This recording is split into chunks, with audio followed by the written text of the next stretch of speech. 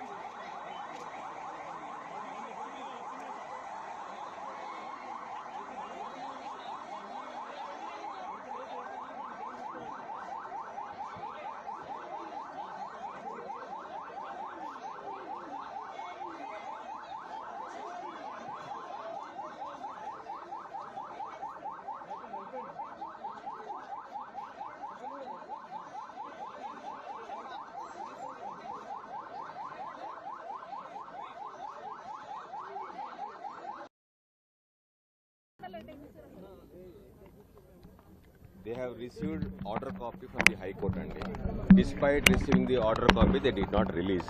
Now you should question the government and the department why they have not released the accused. High Court order is very specific that forthwith the moment you receive the order, you have to release an essay.